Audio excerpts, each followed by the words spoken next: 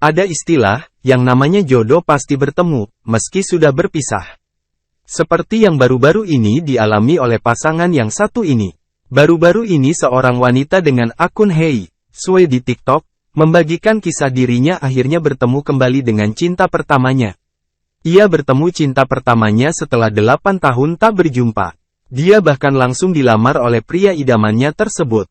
Benar jodoh itu hanya Allah yang tahu. Siapa sangka 8 tahun kita terpisah, menjalani manis pahitnya hidup, tak saling berkabar, bahkan kontak satu sama lain aja gak punya, tulisnya.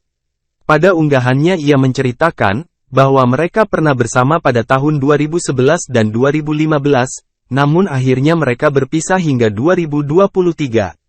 Qadarullah, satset jadi. Sampai sekarang kadang masih gak ngangka, orang yang pernah jadi cinta pertamaku dia juga yang akan menjadi labuhan cinta terakhirku. Orang yang pernah amat sangat aku benci wajah menangis bahagia, menjadi orang yang amat sangat aku tunggu kabarnya, tulisnya pada video tersebut.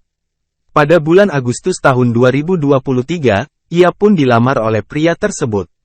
Lamaran tersebut digelar dengan sederhana. Wanita bernama Siti Fatimah Zahra menyebutkan, bahkan ia menggunakan kebaya lama saat wisuda pada tahun 2019.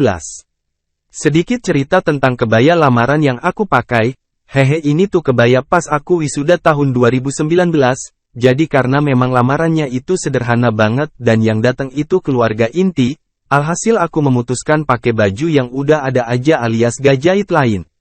But, in other story, ujarnya. Semua gak ada yang tahu benar-benar kita manusia hanya menjalani takdir yang Allah sudah tetapkan, tulisnya di unggahan lainnya.